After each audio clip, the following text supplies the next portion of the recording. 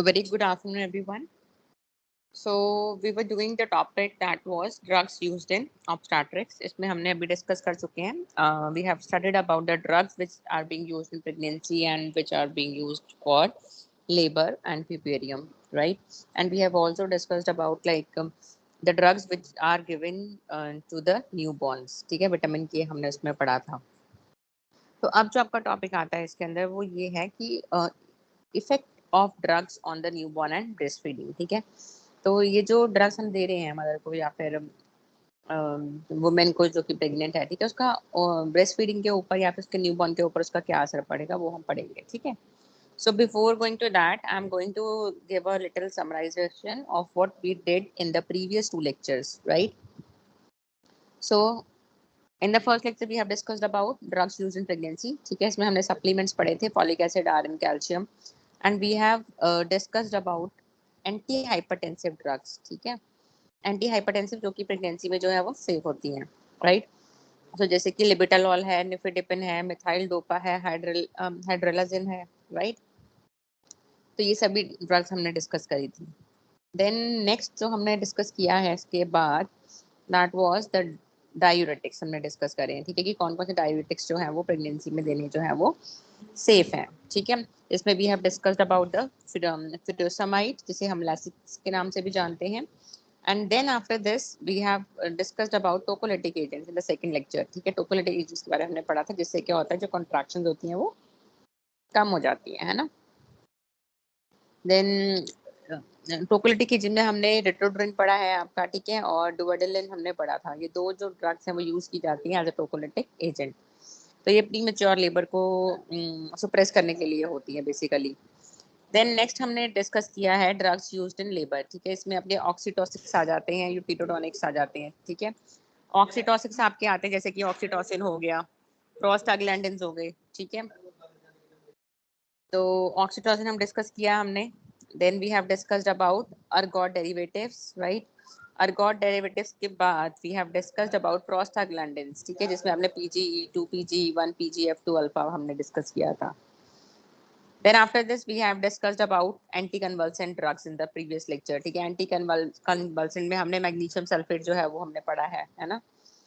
Then we have discussed about analgesics. ठीक है, ये analgesics वाला लेक्चर जो है आज हम इसको डिटेल में पढ़ेंगे. Analgesia and anaesthesia used in labour. ठीक है, तो उसको हम डिटेल में पढ़ेंगे. वैसे हमने पहले वाले लेक्चर्स में हमने पढ़ा है कि एनाल्जेसिक्स हम कौन कौन सा देते हैं, एपिडोसिन, है ना. देन कोगुलेंट्स हमने पढ़े हैं, विटामिन के जो कि न्यूबॉर्न को दिया जाता है फॉलोइंग द बर्थ, है ना. So then we have discussed about the drugs which are being given during the puerperium, है ना. इसमें एसिटामिनोफेन हमने पढ़ा है, right? Then we have discussed about, हाँ, सो द नेक्स्ट टॉपिक जो आपका इसके बाद आएगा, ठीक है, वो आपका टॉपिक है effects of maternal medications on foetus and breastfeeding infants. ठीक है, तो ये जो मैटरनल मेडिकेशंस हैं इसका क्या इफेक्ट पड़ता है मदर और फीटस के ऊपर और ब्रेस्ट फीडिंग इन्फेंट्स के ऊपर. So let's start with it. During early embryogenesis, the drugs taken by the mother reach the conceptus through the tubal uterine secretions by the process of diffusion. तो जब embryo जो है वो form हो रहा होता है, ठीक है, तो उस टाइम पे जो ड्रग्स जो है जो मदर ले रही है, ठीक है, वो कंसेप्टस मटेरियल तक जो है वो पहुंच जाती है इधर थ्रू द ट्यूब और थ्रू द यूट्राइन सिक्रीशंस. जो ट्यूब की सिक्रीशंस है उसके थ्रू या फिर जो यूट्रस की सिक्रीशन है उसके through with the process of diffusion. Osmosis and diffusion हमने पढ़ा हुआ है, ठीक है. So the harmful effect on the blastocyst is usually death. In case of survival, there is chance of congenital anomalies. ठीक है, तो उसका हार्मफुल इफेक्ट क्या पड़ेगा ब्लास्टोसिस्ट के ऊपर. ठीक है, हमने एम्ब्रियोजेनेसिस हमने पढ़ा है, तो ब्लास्टोसिस्ट जो होता है जैसे फीटस आगे फॉर्म होता है ना, तो वो ब्लास्टोसिस्ट की या तो वो डेथ हो जाती है या फिर अगर वो सर्वाइव कर भी गया तो उसके अंदर कंजेनाइटल मालफॉर्मेशन जो है वो होने के चांसेस हो जाते हैं. ठीक है, then from second to 12th week, ठीक है, सेकेंड टू 12th वीक जो होता है प्रेगनेंसी में, that is considered as period of organogenesis. That is considered as period of organogenesis. उसमें क्या है, ज्यादातर ऑर्गन्स जो है वो फॉर्म हो रहे होते हैं. ठीक है, इस टाइम पे एक प्रेग्नेंट मदर को जो है वो मेडिसिन जो वो लेती हैं, ठीक है, तो उसको बहुत ही ज़्यादा कॉशन के साथ लेनी है, क्योंकि इस टाइम के दौरान सबसे ज़्यादा जो है वो प्रेगनेंसी को नुकसान पहुंचता है। Gross congenital malformation and even death of the foetus में रिजल्ट, ठीक है, या तो ऐसे बेबी में फिर ग्रॉस एंड कंजेनाइटल मालफॉर्मेशन हो सकती है, मतलब बाय बर्थ उसमें कोई डिफेक्ट हो सकते हैं, जैसे हार्ट वॉल में कोई डिफेक्ट आ गया, राइट, या फिर उसकी जो है वो डेथ हो सकती है, ठीक है, फीटस की, depending on the route, length of time and dose of exposure. पर ये सब चीज़ें डिपेंड किस पे करती है कि वो सर्वाइव करेगा या उसकी डेथ होगी या कंजेनाइटल मालफॉर्मेशन होगी। ये डिपेंड करता है कि उसने मेडिसिन जो है वो कितनी ड्यूरेशन के लिए ली है, कितनी उसने डोजेज ली है, ठीक है, या फिर कितना या रूट क्या है एडमिनिस्ट्रेशन का, ठीक है, ओरली ली थी, आईएम लिया था, इंट्रावीनसली लिया था, तो उस चीज़ों पे ये सब डिपेंड करता है। Then next comes from second trimester transfer of drugs takes place through the uteroplacental circulation. अब जब मदर सेकंड ट्रिमेस्टर में एंटर करती है प्रेगनेंसी के, ठीक है, मतलब कि 12 वीक्स के बाद, तो उस दौरान क्या होता है, जो मेडिसिन का जो ट्रांसफर है, ठीक है, वो होता है, लेकिन अब वो यूट्राइन या फेलोपियन ट्यूब सिक्रीशन से नहीं होता ट्रांसफर। कहाँ कैसे होता है वो, यूटेरोप्लेसेंटल सर्कुलेशन से, due to lower serum albumin concentration which results from haemodilution, ठीक है, क्योंकि हीमोडाइलेशन हो जाती है ना सेकंड ट्राइमेस्टर तक आते आते, जिसमें फिजियोलॉजिकल एनीमिया भी हो जाता है मदर को, ठीक है, तो उस दौरान क्या होता है, जो ट्रांसफर ऑफ ड्रग्स होती है, जो मदर ले रही है मेडिसिन, अगर कोई बुखा रही है, तो वो बच्चे तक कैसे पहुंच सकती है, थ्रू यूटेरोप्लेसेंटल सर्कुलेशन, क्योंकि अब उसका जो ब्लड है, आप सब बोल सकते हैं कि हीमोडाइल्यूशन इसके अंदर हो चुकी है, ठीक है, जिसकी वजह से जो एल्ब्यूमिन है वहाँ ब्लड के अंदर वो भी कम हो जाता है, राइट, तो डिफ्यूजन का प्रोसेस बेसिकली अब टेक प्लेस नहीं करता, तो अब यूटेरोप्लेसेंटल सर्कुलेशन के थ्रू जो है वो ड्रग्स बच्चे तक पहुंच सकती हैं। As the albumin binding capacity of the drug is decreased, more free drug is available for placental transfer, ठीक है, क्योंकि अब एल्ब्यूमिन जो है वो कम है, ठीक है, अब एल्ब्यूमिन कम होगा तो ड्रग जो है वो उससे बाइंड नहीं कर पाएगी, ठीक है, तो ज़्यादा ड्रग जो होगी, मेडिसिन जो मदर लेगी, वो ज़्यादा फ्रीली अवेलेबल होगी, जो कि प्लेसेंटा के थ्रू बच्चे तक जा सकती है।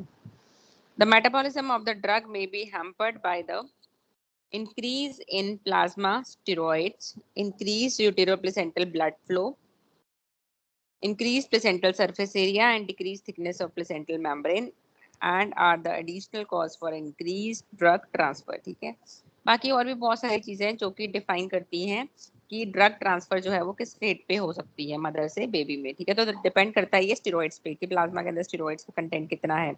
अगर स्टेरॉइड ज्यादा होंगे तो ज्यादा चांसेस हैं ड्रग ट्रांसफर होने के, या जो यूटेरो प्लेसेंटल ब्लड फ्लो है अगर वो ज्यादा है तो ड्रग ट्रांसफर भी ज्यादा होगा, या फिर अगर प्लेसेंटा का सरफेस एरिया ज्यादा है तो भी हो सकता है, या फिर जो प्लेसेंटल मेम्ब्रेन है उसकी थिकनेस जो है कम है, ठीक है, तो उस केस में भी जो ड्रग ट्रांसफर होगा बच्चे तक वो ज्यादा तेजी से होगा। Then next point says fetotoxic teratogenic drugs are prescribed only when the benefits outweigh the potential risk, ठीक है, तो फीटोटॉक्सिक या टेराटोजेनिक ड्रग्स कौन सी होती हैं जो कि आगे जाके बच्चे को हार्म कर सकती हैं अगर उसको मदर लेती है, तो मदर अगर उसको कंज्यूम करती है तो उससे अगर बच्चे को नुकसान होता है तो उसे हम उन ड्रग्स को हम बोलते हैं टेराटोजेनिक ड्रग्स या फिर फीटोटॉक्सिक ड्रग्स, ठीक है, तो ये नाम भूलना नहीं है आपने। टेराटोजेनिक ड्रग्स होती हैं जो फीटोटॉक्सिक होती है, मतलब जो बच्चे अगर माँ के लेने से जो बच्चे तक नुकसान पहुंचा सकती हैं, ठीक है। So prior counselling is mandatory and minimum therapeutic doses is used for the shortest possible duration, इसीलिए प्रेगनेंसी में जब मदर बीमार होती है या फिर ब्रेस्ट फीडिंग मदर को अगर कोई मेडिसिन हमने देनी है तो हमने बहुत ही कॉशियसली देनी होती है और मिनिमम डोज जो होती है वो देनी होती है ताकि बच्चे तक जो है वो ड्रग का असर ना पहुंचे, ठीक है। So this is about this slide. Then moving forward to the next.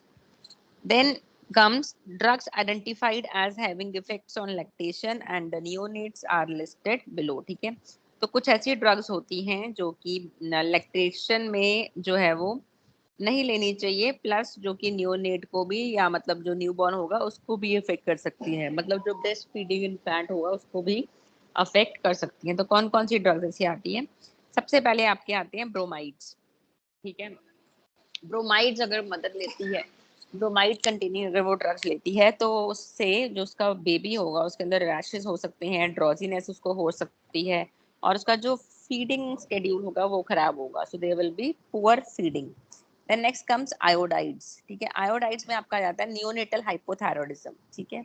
अगर मदर आयोडाइड कंटेनिंग ड्रग्स लेती है तो उससे नियोनेटल हाइपोथायरॉयडिज्म हो सकता है, ठीक है। तो एज वी ऑल नो, जो आयोडाइड्स है वो लिए जाते हैं थायराइड के केस में, अगर मदर को थायराइड की प्रॉब्लम है तो उससे बच्चे को क्या होगा, उसके थायराइड के लेवल जो है वो कम हो जाएंगे। देन नेक्स्ट है क्लोरमफेनिकल, ठीक है। क्लोरमफेनिकल जो है अगर वो मदर लेती है उससे उसके बेबी को बोन मैरो टॉक्सिसिटी होने के चांसेस हैं। Then after this comes oral pills, ठीक है। अगर मदर ओरल कॉन्ट्रासेप्टिव पिल्स लेती है तो उससे क्या होगा, उसका जो ब्रेस्ट मिल्क प्रोडक्शन होगा वो कम हो जाएगा and ultimately it will cause suppression of lactation. Then next है अर्गोट डेरिवेटिव्स, ठीक है। तो अगर मदर अर्गोट डेरिवेटिव्स जो है वो ले रही है, मीज़ोप्रोस्टोल में फिप्रिस्टोन है ना, तो उससे भी जो है लैक्टेशन सुप्रेस होती है। Then next come metronidazole. Metronidazole पे अगर मदर है, ठीक है, तो उससे उसके बेबी में क्या इफेक्ट्स हो सकते हैं, उसको एनोरेक्सिया हो सकता है, ब्लड डिस्कैरेसिस हो सकता है, ब्लीडिंग डिसऑर्डर्स हो सकते हैं, वीकनेस हो सकती है, न्यूरोटॉक्सिक डिसऑर्डर्स हो सकते हैं, ठीक है। So this is all about the effects of drugs on the baby if it is consumed by the mother during breastfeeding or lactation, right? Then और कौन कौन सी ड्रग्स हैं, जैसे कि एंटीकोगुलेंट्स है, ठीक है। एंटीकोगुलेंट्स अगर मदर लेती है during pregnancy so it can lead to haemorrhagic tendency, ठीक है, ब्लीडिंग डिसऑर्डर होने के उसको चांसेस हैं। Then next comes isoniazid. Isoniazid we all know it is anti tubercular drug, right. तो अगर आइसोनायाजिड मदर ले रही है and she is breastfeeding, ठीक है, तो उससे इसके बेबी में there will be anti DNA activity and which will lead to hepatotoxicity, ठीक है, हेपाटोटॉक्सिसिटी उससे होती है।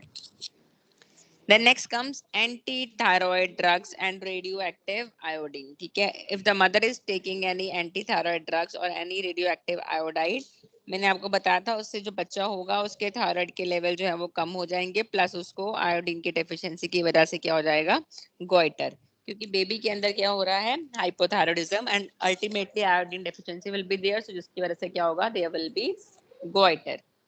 Then next comes diazepams, opiates, phenobarbital. So if the mother is taking any of these drugs, it will lead to sedation effect with the poor sucking reflex. तो बच्चे के अंदर sedation effect आएगा, प्लस उसका जो sucking reflex होगा वो भी poor हो जाएगा, ठीक है।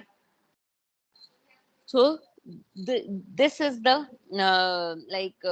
side effect. Yeah, both these are the adverse effects of the drugs if it is consumed by the mother. And कौन किस में देखने को मिलेंगे आपको ये adverse effects, बेबी के अंदर, ब्रेस्ट फीडिंग बेबी के अंदर, ठीक है। Then next comes conclusion. So it says no drug should be administered to a woman during pregnancy. तो प्रेगनेंसी के दौरान किसी भी वुमेन को जो है वो आपने जो है वो कोई भी बिना प्रिस्क्रिप्शन के ड्रग जो है वो एडवाइस नहीं करनी, not even in pregnancy, not in labour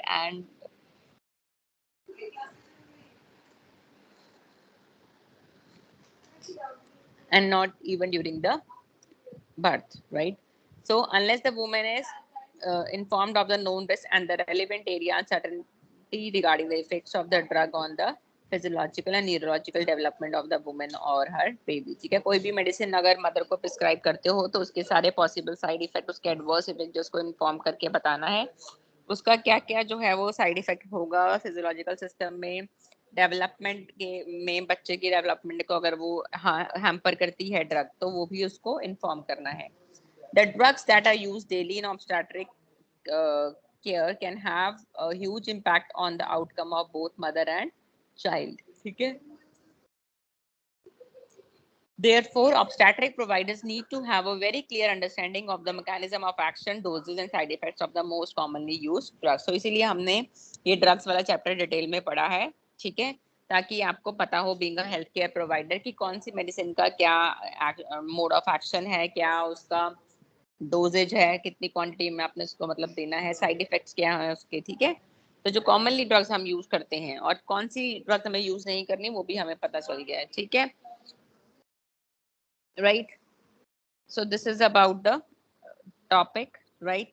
इसके साथ ही अब हम नेक्स्ट टॉपिक जो है वो स्टार्ट करेंगे, but before moving to that topic just one second please.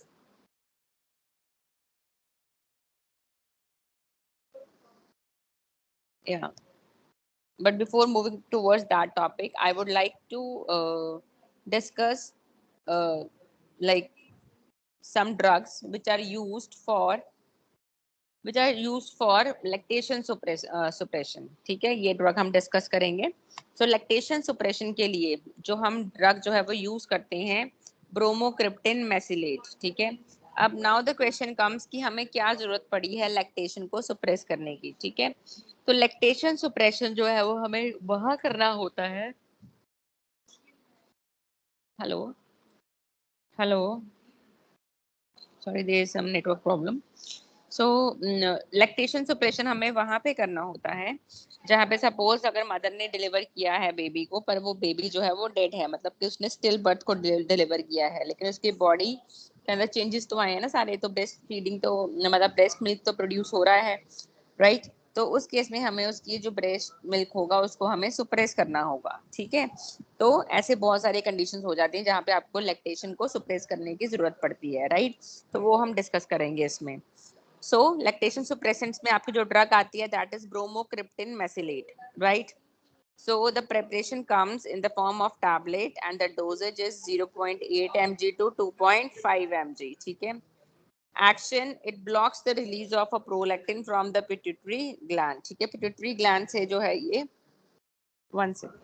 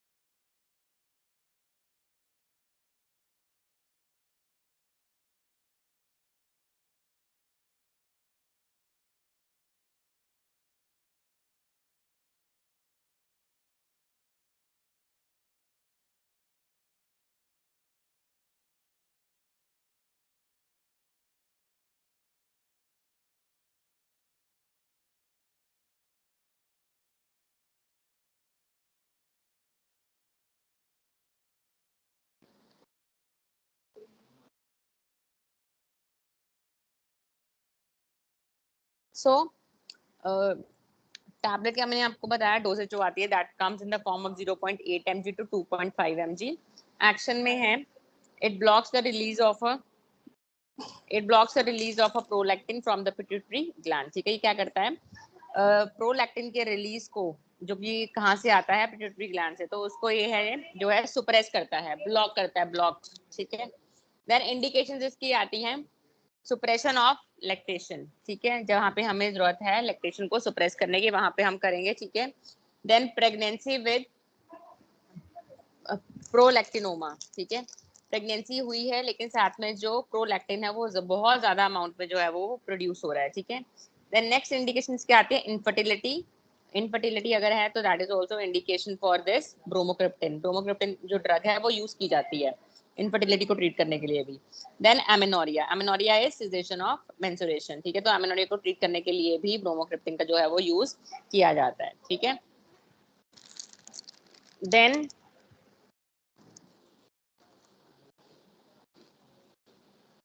Adverse effect.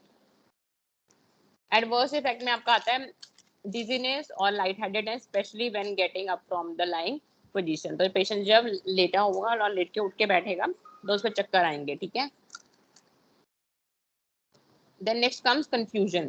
Confusion होगी उसको, so that is also one adverse effect of this drug. Then after this comes hallucination. Hallucination उसको हो सकती है विजुअल और auditory.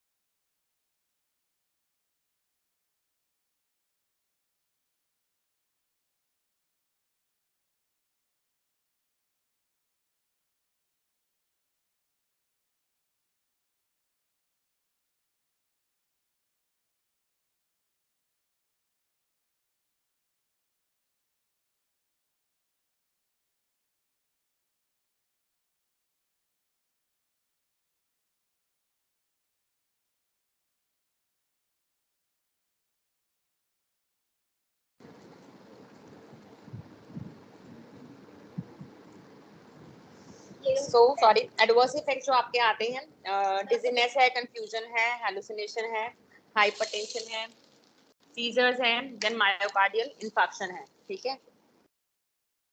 Then next comes then doses and routes of administration, ठीक है। उसमें आपका आएगा 2.5 mg टैबलेट्स है, ओरली हम देते हैं वंस इन अ डे, ठीक है। तो इसका जो लैक्टेशन सप्रेशन के लिए मतलब डोज बता दूं आपको मैं, 2.5 mg है। I think my voice is not audible, one second.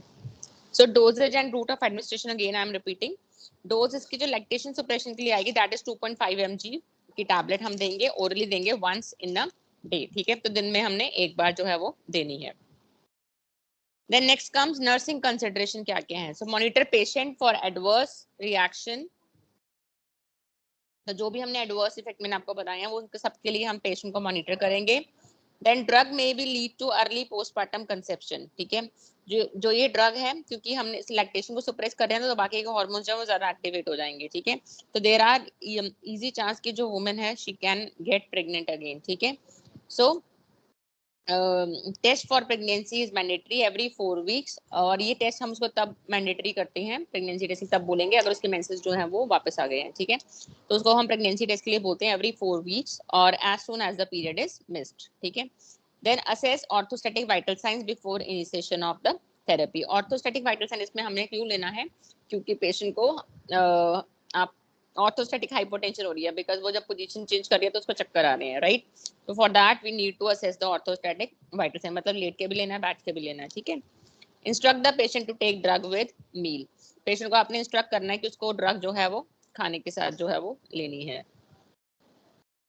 मतलब एम्प्टी स्टमक तो नहीं लेनी है ये ड्रग, राइट।